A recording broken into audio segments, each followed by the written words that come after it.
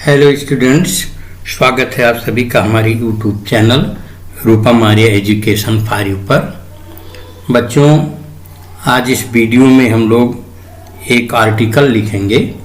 इसे आप article RN एस्से के रूप में लिख सकते हैं और आपके ये पेपर में 10 मार्क्स का आता है। ओके, तो अगर आपसे आर्टिकल लिखने के लिए कहता है या एस्से लिखने के लिए पेपर में आपके आता है तो आप इसे लिख सकते हैं। और जो आपके एस्से या आर्टिकल का टाइटल है वह टाइटल है चाइल्ड लेबर इन इंडिया, यानी भारत में बाल श्रम। इसी पर आपको एस्से लिखना है। ओके, तो आपका ये टाइटल है और कुछ इम्पॉर्टेंट पॉइंट्स हैं जिसे आपको याद रखना है। आपको अपना एस्से लिखते समय कुछ पॉइंट्स हैं जिसमें आप क्या करेंगे, सबसे पहले टाइटल लिखते हैं। टाइटल आपके क्वेश्चन पेपर में ही दिया रहता है और ये टाइटल भी आपका हाफ मार्क्स का होता है। टाइटल लिखते समय आपको ये ध्यान रखना है कि जो आपके टाइटल के मेन वर्ड्स हैं उसका जो प्रत्येक वर्ड है वो आप कैपिटल लेटर में लिखें। ओके, जैसे मैंने यहाँ लिखा है चाइल्ड का C और लेबर का L इन इंडिया, इंडिया का I। ओके, जब ये आप लिख लें इसके बाद नेम लिखें, name of the writer. Name of the writer आप खुद हो सकते हैं। ओके, वहाँ पर आप नाम तो पेपर में लिखेंगे नहीं, तब आप क्या करेंगे, अगर पेपर में नाम नहीं दिया हुआ है किसी का, कभी कभी ऐसा होता है कि क्वेश्चन पेपर में लिखा ही रहता है कि यू आर रोहित या यू आर रोहन या यू आर गीता, यानी कोई नाम अगर लिखा हुआ है और उस नाम से आपको लिखना है तब तो आप नाम लिख सकते हैं। और यदि नाम नहीं लिखा है तो वहाँ पर आप अपना नाम नहीं लिखेंगे, पेपर में नाम नहीं लिखा जाता है। ओके, आप परीक्षा जब दे रहे होते हैं तो कॉपी में नहीं लिखा जाता है। तो ऐसी स्थिति में आप अपना रोल नंबर लिख देंगे और इसके बाद आप उस टाइटल को इंट्रोड्यूस करेंगे, उसके विषय में आप बताएंगे, डिफाइन करेंगे उसको। ओके, और इसके बाद में डिफाइन करने के बाद में जब आप अपने रीडर्स को या ऑडियंस को क्लियर कर दें, इसके बाद उस टाइटल को आप डिस्क्राइब करिए, उस टॉपिक को। अगर समस्यात्मक है तो उसके कारण क्या हैं, फिर उसका इफेक्ट क्या होता है, इन सभी चीज़ों को आप इंक्लूड करिए। इसके बाद एंडिंग में आप जब आप इस डिस्क्रिप्शन को एंड करें तो उसमें आप अपना आइडिया अथवा अपना सजेशन जो कुछ देना हो उसको आप उसमें जोड़ दें। और इसके बाद जब आप अपने आर्टिकल को कंक्लूड करें तो उस कंक्लूजन जो आपका कंक्लूजन होगा, उस कंक्लूजन के माध्यम से आप आर्टिकल को अपने एंड कर दीजिए।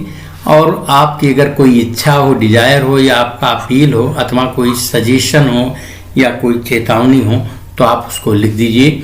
और इसके अतिरिक्त अगर आपको कोई कोटेशन मालूम हो, ओके, या किसी का स्टेटमेंट, किसी व्यक्ति का, किसी डिग्निटीज का हो तो आप उसे लिख सकते हैं। यानी किसी महान व्यक्ति का कोई कोटेशन आपके टॉपिक पर हो या उससे रिलेटेड हो तो आप उसे लिख सकते हैं। इन सभी चीज़ों को आप लिखेंगे और इसके प्रत्येक स्टेप पर आपको मार्क्स मिलेंगे। ओके, तो यहाँ पर मैंने तो इंट्रोडक्शन नहीं लिखा है, लेकिन आप इसे इंट्रोडक्शन के ही रूप में इस टॉपिक को मान लेंगे।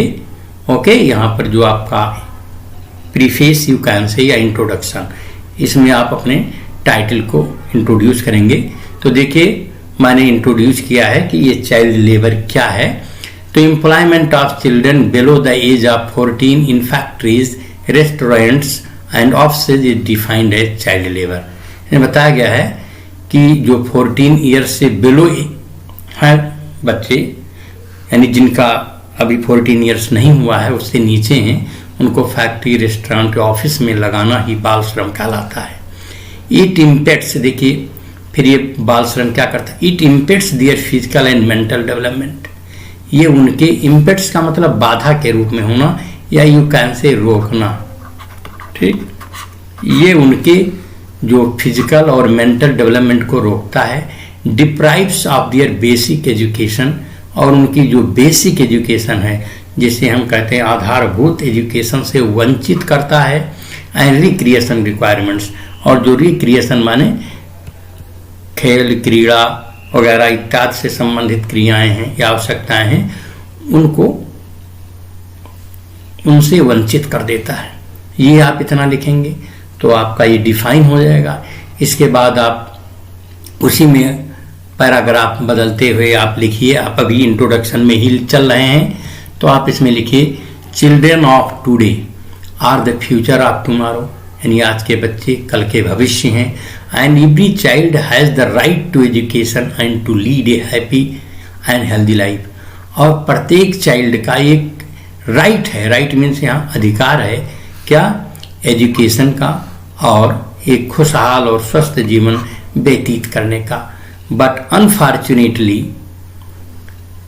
10.2 million according to 2011 census children are engaged as child labour in India.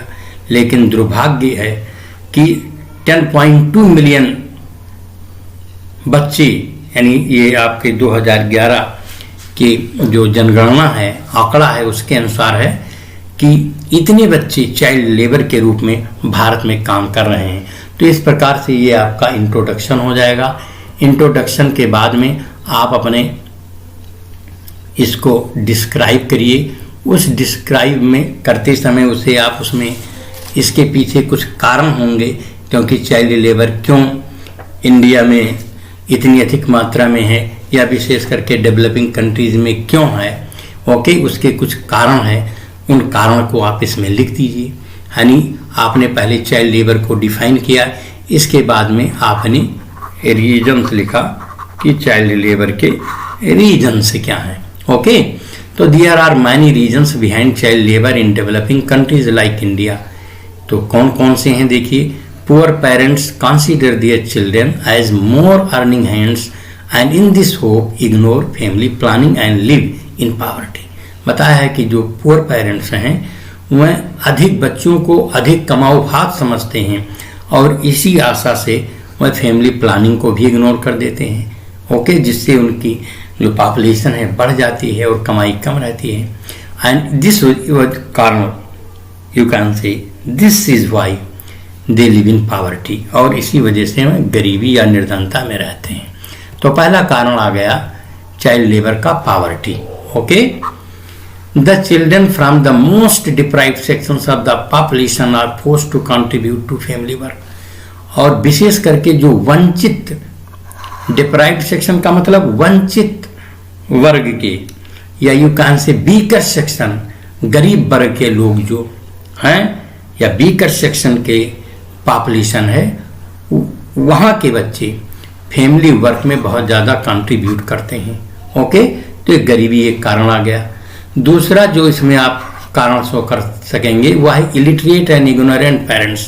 इनके जो पेरेंट्स हैं वह इलिटरेट होते हैं और इग्नोरेंट होते हैं। Do not understand the importance of education, और उनको एजुकेशन का क्या इम्पॉर्टेंस है उसकी समझ नहीं होती है।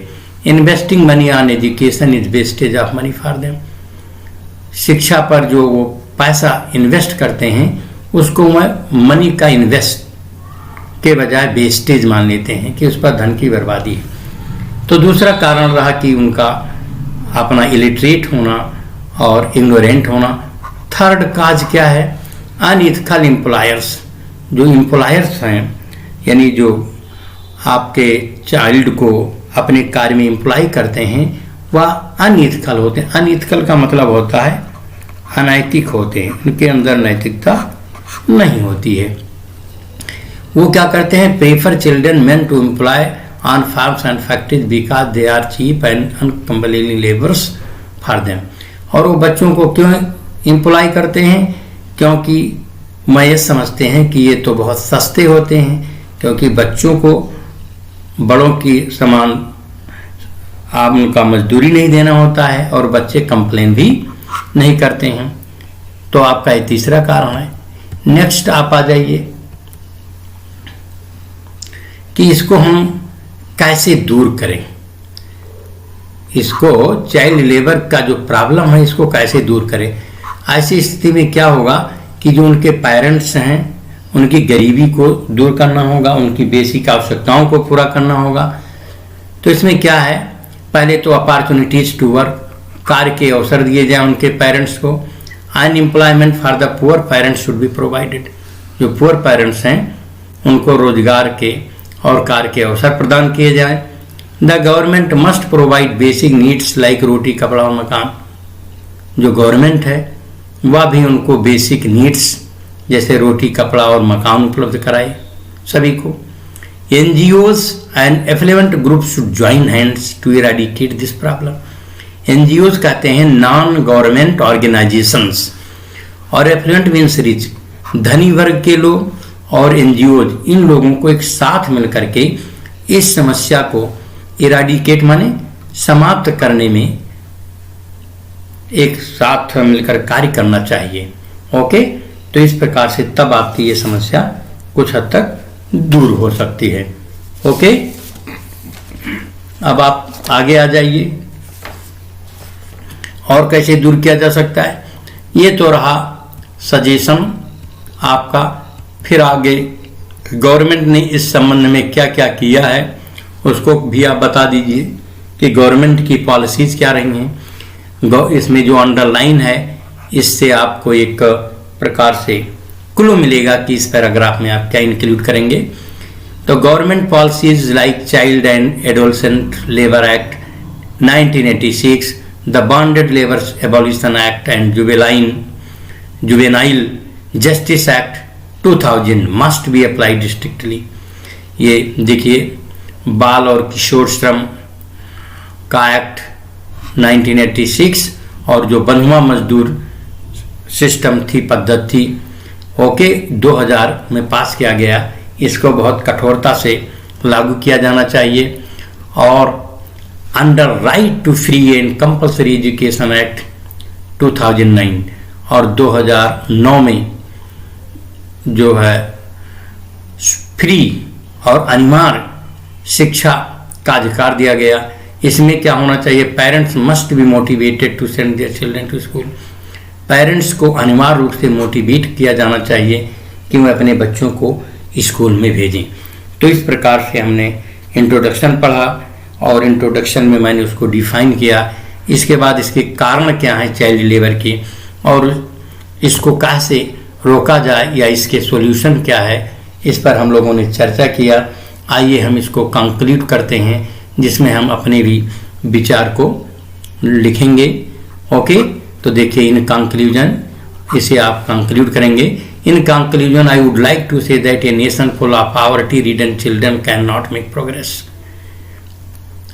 मैं आपको यहाँ ये बताना चाहूँगा कि कोई भी राष्ट्र जो कि निर्धनता से युक्त बच्चों से भरा है वह प्रोग्रेस नहीं कर सकता।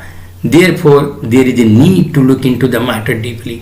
इसलिए इस विषय पर गंभीरता से और गहराई से देखना बहुत आवश्यक है। The government should provide these children a healthy and conducive environment of education which will help them to stand on their own and the problem of child labor can be eradicated। इसलिए government को चाहिए कि वह इन बच्चों को स्वस्थ और conducive माने हितकारी या प्रेरणादायी, एक हितकारी या लाभदायक पर्यावरण उत्पन्न कराए एजुकेशन का, जो उनको अपने पैरों पर खड़ा होने में मदद कर सके।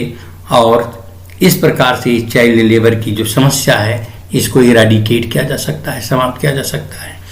This will open up A brighter and better future for such children. और यह चीज़ ऐसे बच्चों के लिए एक अधिक ब्राइटर और बेटर फ्यूचर का रास्ता खोल सकता है। और अगर आप कोई कोटेशन लिख देते हैं तो आपका जो आर्टिकल है या एस्से है उसकी जो ब्यूटी है वो अब बढ़ जाती है। देखिए, इसमें मैंने खुद का कोटेशन बना के इसे लिखा है। Children are like flower buds. बच्चे पुष्प की कली के समान होते हैं।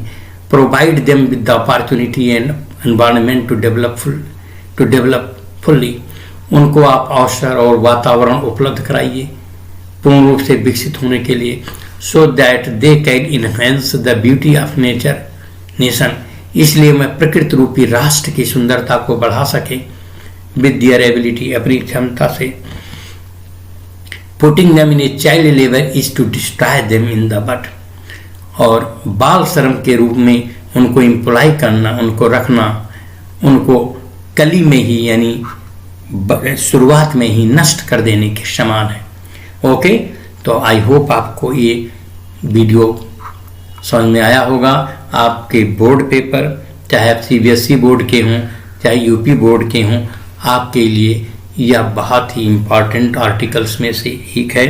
और यदि आप चैनल पर नए हों तो इसे आप सब्सक्राइब अवश्य कर लें। Okay, thank you for watching. Okay.